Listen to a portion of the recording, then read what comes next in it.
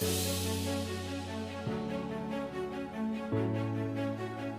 Founding Fathers, American Revolution, our Constitution, our history, America.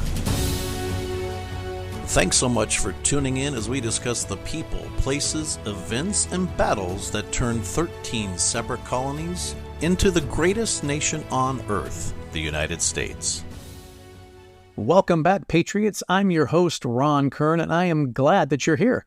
So researching, studying, writing, and speaking about the American Revolution is what I love to do, and I want to thank you for allowing me to share my passion and our country's history with you. It's been a little bit longer than I wanted to get this show out, but there are indeed reasons why. As many of you know from listening to the show, I live on a 42-acre farm and ranch here in Idaho, and it's that time of year for getting plants in our garden, gearing up for the season, and the multitude of other tasks that a farm requires. My wife and I finished up our teaching for the year, so that opens a little time on Thursdays for us. And if you didn't know, my wife and I teach the U.S. Constitution and the American Revolution at a homeschool co-op, which we absolutely love to do, but we're off for the summer. Additionally, my birthday was on the 6th of June, and yesterday, my wife and I celebrated our 32nd wedding anniversary. I just can't believe that she got that old. And me as well. The old saying, time flies, but man, I think that's truly an understatement for sure. So if you've been waiting for this show, I appreciate your patience, and I'm not here to provide a bucket full of excuses, but I did feel that I should at least let you know why it took me a little bit longer. But, also, some pretty cool news. As many of you know, I have been a member of the Sons of the American Revolution for years, and last month, I was voted in as the president of the Idaho Society Sons of the American Revolution. It is with a great honor that I took that position. And, if you're wanting to find out if you may have had an ancestor who fought in the Revolutionary War and how you can become part of the Sons of the American Revolution, I have a link on my website under Resources, which will guide you through that process. I also have a link for the same process, but for the Daughters of the American Revolution. So check that out under Resources. Our last show was a bonus episode where I discussed the crazy relationship between John Adams and Thomas Jefferson, and they were truly frenemies. And how their lives ended is rather remarkable. So hopefully you have had a minute to listen to that show, which was episode number 24. Our last timeline episode was number 23, and that is where I talked about the first battles of the war, Lexington and Concord. I also walked you through a visual experience, and I really hope that you had time to listen to that one. I think in doing so, you will have a much better understanding and perhaps appreciation of what it may have felt like to be in their shoes, at least as close as I could describe it for you. But at the end of that show, the British had almost arrived back to Boston after being shot at constantly on their march back from the battles of Lexington and Concord. I mentioned many historical names along the Bloody Road, which was the path they took from Concord back to Boston, but I saved the last battle for this episode, which is the Battle of Menotomy, which is in current-day Arlington, and even more specifically, Massachusetts Avenue. This battle is where I'm going to pick up from. I wanted to include the Siege of Boston and Fort Ticonderoga, but there's just too much to include with those topics, so those will be broken down in future episodes. I don't want to just gloss over events that normally are summarized in a few sentences, as to me they are just too important and each have fascinating stories and people involved that I feel need to be heard and must be told. So with that said, we have lots of great stuff in this show, so let's go ahead and get started with the Battle of Menotomy. So this battle is also known as the Battle of Arlington or the Battle of the Heights, and it took place on the same day of Lexington and Concord, which is April 19th, 1775. Now, it was part of the larger battles of Lexington and Concord, which actually marked the beginning of the Revolutionary War. And this battle is where by far the most deadly, brutal, bloodiest, and fiercest fighting took place along the entire retreat. Here, the fighting became oftentimes hand-to-hand, and it was brutal. So the British, being harassed for miles, the soldiers began to go house to house, clearing families from the buildings along the road. The British troops were exhausted from all of their earlier engagements, and they were taken by surprise and they suffered heavy casualties. One of the most amazing stories to come out of the Battle of Menotomy is that of Samuel Whitmore. Whitmore was a 78-year-old colonial farmer, and when he heard about the fighting, he didn't hesitate. He grabbed his musket and joined the fray. 78 years old, and he never even had a question, man. He grabbed his musket and was ready to go. On the north side of the road, the British came across Whitmore. Whitmore had a musket, 2 pistols, and a saber for his defense. He was actually crouched behind a stone wall behind Cooper's Tavern at the junction of the road to Medford when flankers from the 47th Regiment came upon him. Whitmore killed one with his musket and emptied both pistols at the rest, killing or wounding at least 3 British soldiers. After defending himself, Whitmore was shot in the face. Now, if that wasn't bad enough, he was then bayoneted not once, 5 times, or even 10. But the British soldiers bayoneted him 13 times, and Whitmore was left for dead in a pool of blood. Nobody could survive that brutal attack back then or even today, but amazingly, Whitmore not only survived, but he lived until he was 98 years old, becoming a living legend in his own time. Another interesting fact about the Battle of Menotomy is that it was fought in a very heavy populated area. The colonists took full advantage of their knowledge of the terrain, and as they did throughout the war, they fought from behind walls, fences, and they even went into outbuildings and homes and fired from within. So they took advantage of all of the terrain, including homes. And this led to some pretty unusual tactics, such as the British troops started setting fire to buildings to flush out the colonists, and it also resulted in some collateral damage where several civilian casualties took place. The Battle of Menotomy was a significant engagement during the American Revolutionary War. It demonstrated that the colonists' ability to stand up to the British troops, and it highlighted the importance of guerrilla tactics and the knowledge of the terrain. This single battle also accounted for almost half of the casualties of the entire day's events, and that included Lexington, Concord, and even the march back to Boston. So this battle was brutal, to say the least. Now, I wanted to find out more about a guy who could survive being shot in the face and stabbed, bayoneted 13 times, and as you may have already figured, I did some more digging and research. It's such an unbelievable story. If there weren't so many eyewitness accounts, it would probably be pretty hard to believe. But I wanted to find out a little bit more about this guy. Like, how does one at 78 years old say, yeah, I'm in, let's go? And how did he survive and all of that? So I wanted to provide a little bit of a short bio of him. So here it goes.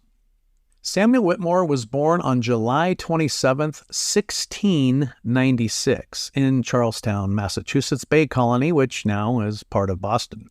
He was a descendant of Richard Whitmore, who was one of the very first settlers of Charleston in the early 1630s.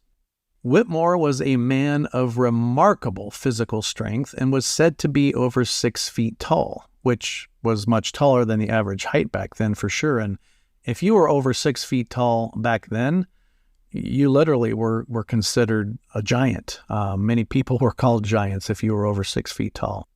He was married to his first wife, Hannah, who died in 1735, and after her death, He married his second wife, Elizabeth, and together he and Elizabeth had 3 kids. During the French and Indian War, Whitmore fought as a member of Rogers Rangers, a specialized force of colonial soldiers who conducted guerrilla operations against the French and their Native American allies. He served under the command of Robert Rogers, a legendary frontiersman and military leader. Now I kind of get it, right? Okay, how did this guy survive? How did this guy get involved at 78? And well, if you were part of Robert Rogers, you were kind of like pretty hardcore. I guess if there's a comparison, I'd say Navy SEALs or the Green Berets. And if you've ever watched the series Turn, you know about Robert Rogers, and to be a part of this group as Whitmore was gives us a lot more insight on what kind of man he was. You had to be tough, brave, courageous, and not some of the time, all of the time. So that is pretty impressive. And Whitmore's remarkable resilience and strength earned him the nickname of the American Rambo in modern times. He died on February 2nd, 1793 in Arlington, Massachusetts, and is buried in the Old Burial Ground in Arlington with a headstone that bears the inscription, "Sacred to the memory of Samuel Whitmore, Esquire, who died February 2nd, 1793, aged 98. He was a brave officer in the Army of the Colonies in the Old French War, was shot, bayoneted, beaten, and left for dead, but recovered and lived to a good old age, an example of firmness and fortitude." So that is what is on his headstone in Massachusetts. Whitmore's bravery and determination to fight for his country, and let's not forget he was almost 80 years old, has become an inspiration to generations of Americans. And I personally think his story is just so incredible. It's a testament to the strength and resilience of the American spirit. And I hope that our country gets back to this kind of spirit rather than the direction that it seems to be going. I mean, men back then were tough. Men today, questionable. In a way, it ends where it begins. Very insightful. Thank you for sharing this Red Baron with us, Linda. It's so tasty, it makes me want to share something of my own. I didn't actually read the book. Me neither. I watched the movie last night. I judged it by its cover. I haven't read a book since middle school. I'm secretly seeing 2 other book clubs. And I can't even read. I'm not really Gary. He just paid me to be here. Sharing Red Baron pizza can lead to more sharing. I don't want you to learn about the people, places, battles, and events regarding the American Revolution. I want you to experience them. My 5th great-grandfather, Peter Kern, lived in Pennsylvania and fought in the Revolutionary War. He fought in the Battle of Long Island and other battles, so the connection to this war is a personal one. Because of his courage, bravery, and sacrifice, his decision to pick up a musket and fight for freedom allows me to be a proud member of the Sons of the American Revolution, an organization with just 33,000 members. My father served in the Navy, as did I, and I believe 100% in this country and the United States Constitution, regardless of how crazy our country seems to be right now. It's important to understand how our country came to be and know the true and actual history behind the people who created it. The American Revolution is my passion, described by my family and friends more appropriately as my addiction, and while I can't disagree. For each show, I spend countless hours researching, reading diaries and journals from people of the era, scouring documents from countless sources, calling and searching city, state, and federal archives, digging deep to uncover things that most of us haven't even heard about. Of course, this may include the many historic places that I've been to personally. Then it's all put together, recorded, and published, making it available worldwide. Through my words, descriptions, and show notes, my goal is to have you be there, feel what they felt, literally have an understanding of what was going on with the topic of each show. As I tell my students, it's not about memorizing dates and timelines, but rather understanding the journey and the story of how our country came into existence and those involved in the process, both known and the many, many that nobody has ever heard of. If you don't hear passion in my voice, if you can't put yourself in the situation that I'm talking about, and if you don't have a good visual picture in your mind, that means I haven't done my job very well and I missed my goal with that podcast. I'm sure I'm going to fall short from time to time, and to fill those gaps, I have show notes for every single episode. These include links, videos, photos, paintings, and a large variety of additional resources and educational information that you can explore. I've had several listeners tell me that they like to go through the show notes first and then listen to the episode. I'm pretty confident you know what method works best for you. I'm just glad that you're here. There's several ways that you can support my show. First, tell somebody about it. There's nothing better than word of mouth. You can also financially sponsor the show, which can be found in the footer section or the bottom part of my website. Just click it, choose any amount, and that's how that works. I'd love nothing more than to have a personal sponsor than the ones that you currently hear now. And lastly, I would sincerely appreciate you leaving a review. It just takes a couple minutes, if that, and the more reviews a podcast receives, the more likely that it will be found. And in these trying times in our country, the more people that can learn our founding and this country's history, the better. Thank you so much for tuning in. So now that the last battle has taken place on the British march back to Boston, I'm going to switch gears a little bit and cover the Second Continental Congress, because we need to know why it was formed and why they met again, and I will only cover one of the major decisions that Congress made early on. But you're going to hear a lot more in future shows about the Second Continental Congress. The Second Continental Congress was formed in response to the events of Lexington and Concord, and it was originally created in 1774, which I covered in great detail, and that's in episode 20, and they addressed the grievances of the American colonies against the British rule. And if you listen to episode 20, you know that the First Continental Congress had been quite successful in its efforts to boycott British goods and make a pretty good dent, as it were, to the British, but it wasn't enough to prevent the outbreak of war. Now, this Second Continental Congress consisted of delegates from all 13 colonies, and they met in Philadelphia, Pennsylvania. They were tasked with coordinating the defense of the colonies against the British and deciding on a course of action for the future.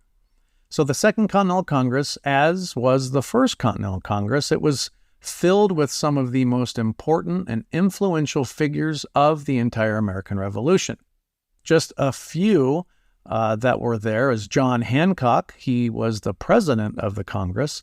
Benjamin Franklin, Thomas Jefferson, George Washington, and a slew of others. Now, this Congress made several major decisions that shaped the course of the American Revolution, and for that matter, the entire future of the United States. Today, I'm only going to cover one of those decisions, and that took place on June 15th, 1775, which wasn't too long after the battles of Lexington and Concord. Also, it's almost 248 years to the day that this took place. So I didn't plan that. It just happened to be. So it was kind of cool. But in my opinion, it was a glorious June day when the Congress met, because that is the day that Congress appointed George Washington as Commander-in-Chief of the Continental Army. And his leadership was, well, critical is an understatement, but his leadership was critical to the success of the American Revolution. If you've watched the HBO special series, John Adams, they do a very, very good job of showing and depicting how George Washington was appointed. As they were sitting at this table, John Hancock knew that he was going to be the one to be nominated, and he was going to be in charge of the Continental Army. So when they started talking about who was going to be, and they were taking nominations. Does anybody out there know who nominated George Washington to be the commander-in-chief? None other than John Adams. So when John Adams started to talk about only one person could do this, I should have got the exact quotes, but he basically was talking about, we have to have an amazing man. We have to have an incredible leader. And of course, every descriptive word John Adams said, John Hancock just kind of, got taller and taller in his seat with the expectation of hearing his name. And when John Adams said George Washington, John Hancock apparently looked like a child that had just dropped an ice cream cone. I mean, he was devastated because he thought, John Adams was a pretty good close associate with him. And who else in the world is going to, take this job seriously and who has experience? And John Hancock was not the guy. And Congress all agreed, George Washington. There's been a lot of discussion on did George Washington really want it? Did he, was it just for show? George Washington did show up wearing the military uniform that he wore in the French and Indian War. So I think George Washington wanted it, but, he didn't want to come across like I'm the only guy for the job, because Washington was just far too humble for that. But then again, if you're showing up to the Second Continental Congress, knowing that a military leader is going to be chosen, and you keep showing up every day in your military uniform, I think it's pretty obvious that George Washington really wanted it. But, we can't forget that he was selected over John Hancock and others because he did have previous military experience and the hope that a leader from Virginia, the biggest colony at the time, New York and Virginia certainly were the largest, that if the leader was from Virginia, that would really help unite the colonies in what was going to be an uphill battle, right? You're going to be fighting the biggest and best army in the world. So Washington left for Massachusetts shortly, within a few days actually, of receiving his commission, and assumed command of the entire Continental Army in Cambridge on July 3rd, 1775. So George Washington, after being nominated, gave a speech to the Congress accepting the commission, and he requested that he would do so and not receive a salary for his service, and only asked that his expenses that he paid during the war would be reimbursed at the end of the war. He also said that he wasn't sure that his abilities were enough or he was capable enough, but he did, in fact, take the position.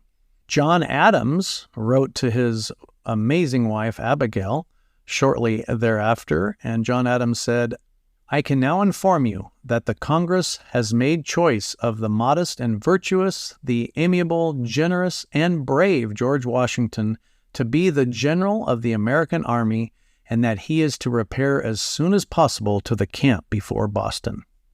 What did George Washington say to his wife, Martha? He said, "It has been determined in Congress that the whole army raised for the defense of the American cause shall be put under my care, and that it is necessary for me to proceed immediately to Boston to take upon me the command of it. You may believe me, my dear Patsy, when I assure you in the most solemn manner that so far from seeking this appointment, I have used every endeavor in my power to avoid it." So I think there he is, being quite modest, saying, I'm not sure what I got myself into. But him using every endeavor to avoid it, I think that was more for history, because, again, and I don't know, this is just my personal opinion, but if you really don't want the job to be a military commander, then you don't show up and be present every day at the Congress, and nor do you show up in your military uniform. So again, I think he really wanted it, but I also believe that he really wasn't sure what he was getting himself into. I mean, we're talking about being in charge of an army that really wasn't even in existence yet. You're going to be pulling militias and Minutemen and other people together from all colonies.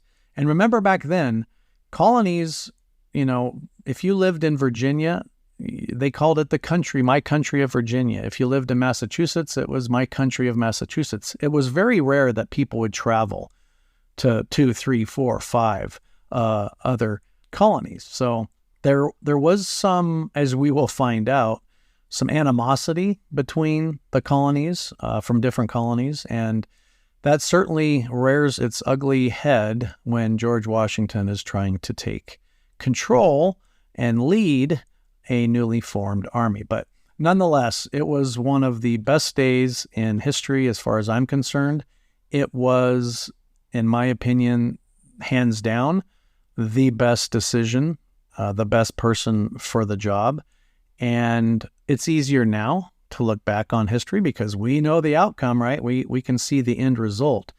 But even back then, he was a logical man for the job. And thankfully, Congress chose the right man for the job. And I think that is a real good stopping point for now. Next show, we're going to be covering the Siege of Boston and see exactly how George Washington does as the commander in charge of the Continental Army. Thanks for listening, and hope that you tune in next time with us here at the Patriot Power Podcast. Make sure that you hit subscribe so you'll get notified when our new episodes are available for you. And we hope that you check out our websites, which include our show notes, links, documents, and more at patriotpowerpodcast.com or ilovegeorgewashington.com. Until next time, hope that you and your family have a blessed week. And remember, be safe and tell a veteran thanks for their service.